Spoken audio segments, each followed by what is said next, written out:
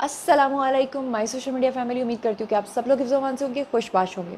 सियासी तज्ज़ियों और तबसरों के साथ आपकी खिदमत में हाजिर हूँ। चलिए जनाब शुरू करते हैं पहली खबर से। तो चलिए सबसे पहली जो खबर आपके साथ शेयर करने जा रही हूँ, ज़रा वो गौर से सुनिएगा और यूथिया बेचारे जो हैं वो कहीं बेहोश ना हो जाएंगे खबर सुन के। लेकिन ज़रा खबर सुनिएगा कि अली अमीन गंडापुर का एक नया बयान आ गया है। वो कह रहे हैं कि इस्टेब्लिशमेंट के कहने पर हमने अपना जलसा जो है वो मौखर किया।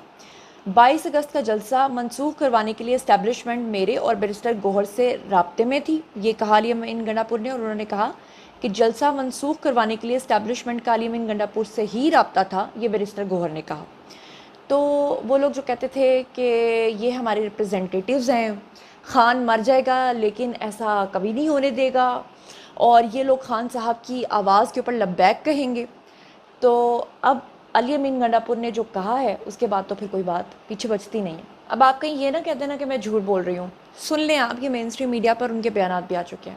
पहले तो पार्टी मानने को तैयार ही नहीं थी कि एस्टैब्लिशमेंट ने जलसा मनसूख कराया। फिर वज़ीर आला खैबर पख्तूनख्वा अली अमीन गंडापुर ने इतराफ़ किया कि एस्टैब्लिशमेंट ने ही जलसा मनसूख कराया, जिसके लिए एस्टैब्लिशमेंट के मेरे और बैरिस्टर गौहर खान से राब्ते थे। मगर फिर पार्टी के सेक्रेटरी जनरल उमर अयूब ने कह दिया कि जलसा एस्टैब्लिशमेंट ने नहीं बल्कि खुद इमरान खान ने मनसूख कराया। और अब पार्टी के चेयरमैन बैरिस्टर गौहर खान ने कहा है कि एस्टैब्लिशमेंट सिर्फ अली अमीन गंडापुर से राब्ते में थी। जी तो जनाब आपने सुन लिया। अच्छा, एक खुशी की खबर है, हालांकि मुझे ये खबर इतनी खुशी की नहीं लग रही, लेकिन चलो फिर भी खबर तो खबर होती है, आपके साथ शेयर करनी है।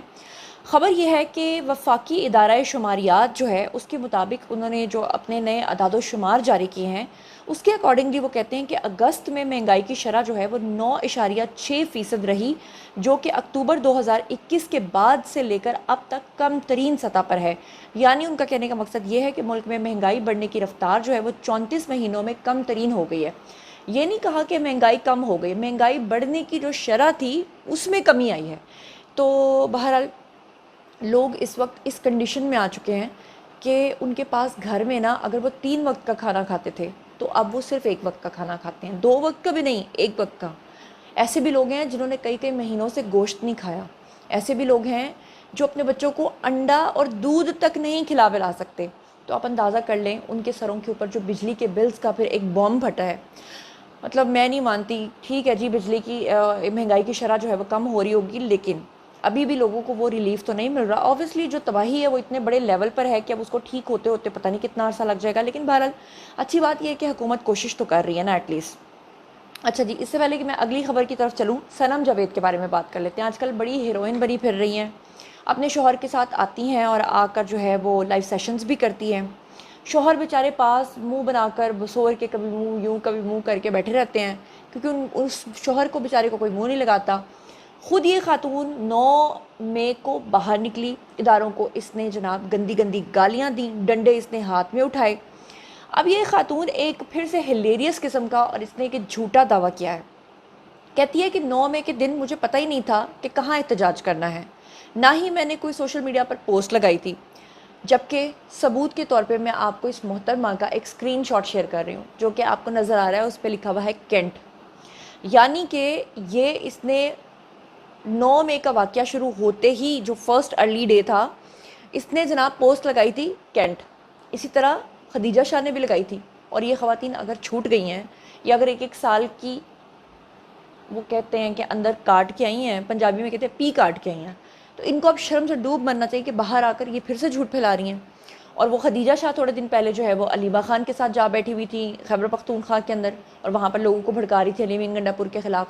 तो ये जब छूट कर बाहर निकलती हैं ना, उस वक्त आप इनको देखा करें कि ये क्या क्या वादे वईद करके, इनके लॉयर्स, इनके जो पेरेंट्स हैं, और जिस तरह से ये ख़ुद पैरों में गिरी होती हैं कि आज के बाद हम कोई सियासी बयान नहीं देंगे, किसी सियासी जलसे में नहीं जाएंगे, बस आप हमें छोड़ दो। लेकिन बाहर आकर ये फिर से खान की जालियाँ बन जाती हैं। तो आपको क्या लगता है, इसमें रियासत का कसूर नहीं है? रियासत का भी कसूर है जो इनको ढील देती है। अब बात कर लेते हैं असद कैसर की। असद कैसर की ये खबर आपको बताते हुए मैं बहुत महजूज हो रही हूँ, बहुत मज़ा आ रहा है मुझे। क्यों?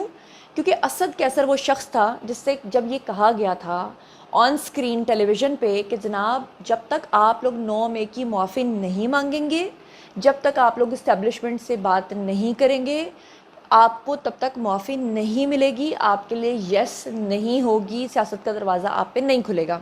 तो इस शख्स ने कहा कि मुआफ़ी तो हम अपने बाप से भी नहीं मांगते। आपको याद है इसका वीडियो बड़ा वायरल हुआ था, फिर काफ़ी अर्सा ये उस वीडियो के ऊपर, अपने बयान के ऊपर डटा रहा था। اب رؤف حسن کے بعد اس شخص نے بھی اپنی انانیت توڑتے ہوئے جناب فوج کے پاؤں میں گرنے کا فیصلہ کر لیا ہے. کہتا ہے کہ حافظ صاحب ہمیں معافی دے دو, فوج بھی ہماری ہے اور ملک بھی ہمارا ہے.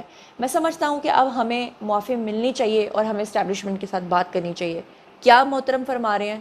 ہیو اے لک. دیکھیے، ایک تو میں بالکل سمجھتا ہوں ہم ہر اس فورم سے بات کریں جس میں آئین اور قانون ہمیں اجازت دے.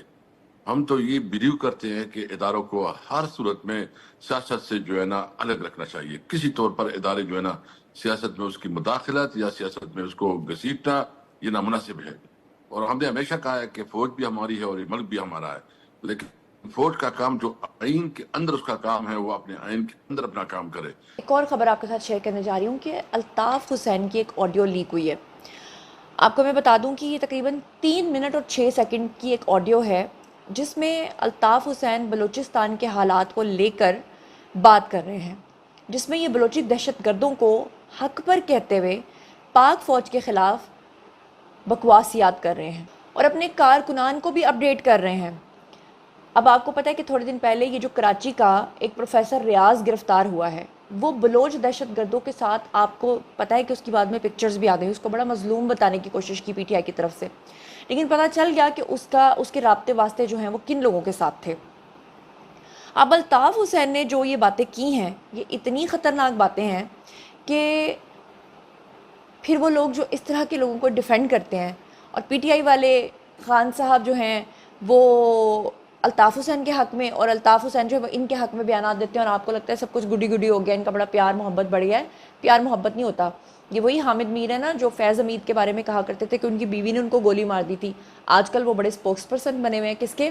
وہ اسپوکس پرسن بنے ہوئے ہیں فیض حمید کے. اصل میں ایجنڈا باہر سے آتا ہے، اس کو فالو کرنا ہوتا ہے، کوئی دشمنی نہیں، بس یہ ہے جی.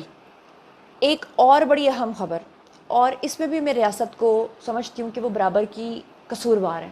وہ اس طرح سے کہ ہمارے مارخور جن کا نمبر پوری دنیا میں 7ویں نمبر کے بیچ میں ہے، دنیا کی بہترین افواج اور اسٹیبلشمنٹ اور بہترین ہماری ایجنسیاں، یہ کیسے ہو سکتا ہے کہ ان کو یہ بات پتہ نہ ہو کہ مراد سعید کہاں پر چھپا ہوا ہے؟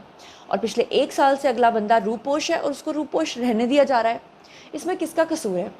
اس سے بھی بڑی خبر جو ابھی میں آپ کے ساتھ شیئر کرنے والی ہوں بڑی شاکنگ ہے کہ خیبر پختونخوا کی جو حکومت ہے اس کو کون چلا رہا ہے؟ مراد سعید. جی ہاں. اور آپ ذرا اندازہ کریں کہ مراد سعید روپوش رہنے کے باوجود کے پی کے کی گورنمنٹ کو نہ صرف چلا رہا ہے بلکہ اس نے ایک با اثر شخص جو ہے اس کے ہاں پناہ لے رکھی ہے جس کی وجہ سے وہ پکڑا نہیں جا رہا ہے. اور علی امین گنڈا پور جو ہیں وہ اس بندے سے باقاعدہ طور پہ انسٹرکشنز لیتے ہیں، اور یہ خبر اب مین سٹریم میڈیا کا بھی حصہ بن چکی ہے. ہیو اے لک. 9 مئی سے روپوش مراد سعید کے وزیر اعلیٰ کے پی علی امین گنڈاپور اور پارٹی قیادت سے رابطوں کا انکشاف ہوا ہے. مراد سعید کو 9 مئی 2023 کے کیسز میں اشتہاری ملزم قرار دیا گیا ہے. پارٹی ذرائع بتاتے ہیں کہ مراد سعید روپوشی کے باوجود کے پی حکومت اور پارٹی کے اہم فیصلے کرنے والوں میں شامل. جی تو آپ نے دیکھا. اب آپ مجھے بتائیں کہ کیا اس میں ریاست برابر کی قصوروار نہیں ہے؟ کچھ لوگ یہ بھی تنقید کر رہے ہیں کہ جناب ان کو خیبر پختونخوا کے اندر جو ہے وہ حکومت دلوا دی، کیوں دلوائی، ان کو کیوں جیتنے دیا، اور پھر ان لوگوں کو موقع ملا کہ یہ سب کچھ کرتے پھر رہے ہیں. ایک اور خبر، ثاقب نثار کے بارے میں مبینہ طور پہ ایک صاحب ہیں جی، انہوں نے ایک بہت بڑی چیز ریویل کی ہے. انہوں نے کہا کہ ایک سیاستدان تھا، وہ بڑا کرپٹ تھا، اس نے اپنے حق میں فیصلہ کروانے کے لیے مبینہ طور پہ ثاقب نثار کو آفر کیا کہ میں آپ کو لنڈن میں فلیٹ دوں گا اور آپ جو ہے نا بدلے میں میرے حق میں فیصلہ کریں.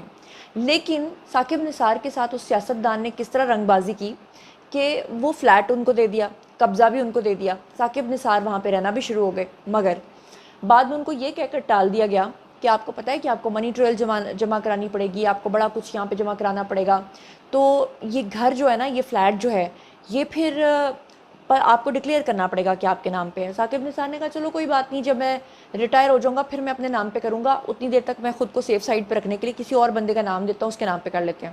اور پھر بعد میں ان کے ساتھ کیا رنگ بازی ہوئی، سنیے انہی صاحب کی زبانی. جو عدالتی شخصیت جو ہے اس نے اپنے زمانے میں ایک ہمارے اسلام آباد کے بڑے نامی گرامی اور سٹار سیاستدان ہیں، ان کے کیسز آئے تو انہوں نے انہیں نہ صرف اس میں ریلیف دیا بلکہ بعد میں بھی ریلیف دیا، اور اور وہاں پہ مبینہ طور پہ لندن میں ان کو ایک بڑا قیمتی فلیٹ جو ہے وہ اس وقت جج صاحب کو دیا گیا، جج صاحب کو دیا گیا اور قبضہ بھی دے دیا گیا.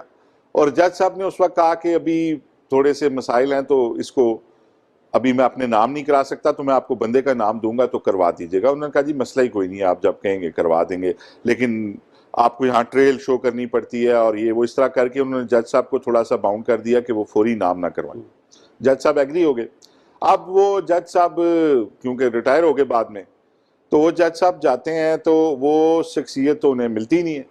اچھا، اگر ملے تو وہ کہتی ہے جی کہ وہ بندہ میرے سے بڑی گڑبڑ کر رہا ہے جس میڈل مین کے میں نے نام کرایا تھا. تو وہ شخصیت اب بڑے جو ہے نا ایک مخمسے میں ہے اور بڑی اپسیٹ ہے اور پریشان ہے کہ مجھے چیٹ کیا گیا اور میں نے اس وقت انڈیو ریلیف دیا ہے اور اب یہ مجھے مطلب میری جو ہے وہ میرا. ایک اور خبر آپ کے ساتھ شیئر کرتی ہوں. کل سے یوتھیوں نے آسمان جو ہے نا وہ سر کے اوپر اٹھا رکھا تھا اور وہ یہ کہہ رہے تھے کہ جناب سلمان رشدی جو ہے، جو کہ ایک ملعون شخص تھا، توہین مذہب کرتا تھا، خان صاحب نے اس کی مخالفت کی تھی، اس وجہ سے ان کو چانسلر نہیں بنایا جا رہا آکسفورڈ کا. جبکہ کل میں نے آپ کو ولاگ میں ثبوت دکھا دیا تھا کہ خان صاحب تو سلمان رشدی کے حامی تھے، بلکہ سلمان رشدی کے اوپر جب حملہ ہوا تھا تو خان صاحب نے اس کی مخالفت کی تھی کہ اس کے اوپر حملہ کیوں ہوا ہے.